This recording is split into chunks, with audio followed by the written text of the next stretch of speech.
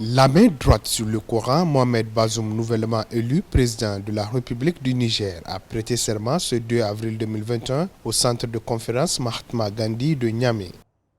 À 61 ans, il a été investi dans ses fonctions de chef d'État devant la Cour constitutionnelle, devenant ainsi le 10e président du Niger depuis son indépendance en 1960. Occasion solennelle pour le président sortant, Issoufou Mahamadou, qui vient de boucler 2 mandats à la tête de l'État, de passer le flambeau au nouveau président Mohamed Bazoum, marquant ainsi la première alternance démocratique de l'histoire du Niger. Nous, Mohamed Bazoum, président de la République élu conformément aux lois, jurons solennellement sur le livre saint de respecter et faire respecter la Constitution que le peuple s'est librement donnée, de remplir loyalement les hautes fonctions dont nous sommes investis, de nous conduire partout en fidèles et loyaux serviteurs du peuple, en cas de parjure que nous subissions les rigueurs de la loi. Puisse Dieu nous venir en aide.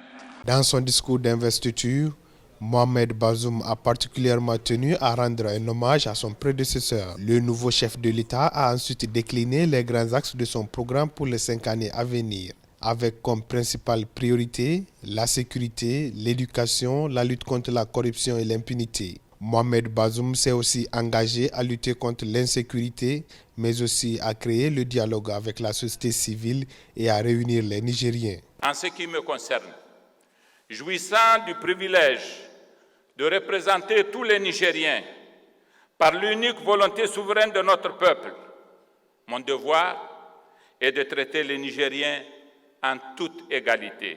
Je serai le président élu pour tous les Nigériens.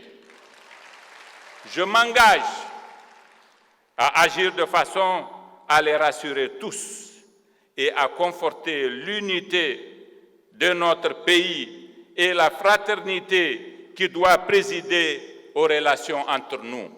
Pour rappel, Mohamed Bazoum a remporté le second tour de la présidentielle du 21 février avec 55,75% des voix, devant l'ancien président Mahaman Ousmane qui a recueilli 44,25% selon les résultats proclamés par la Cour constitutionnelle.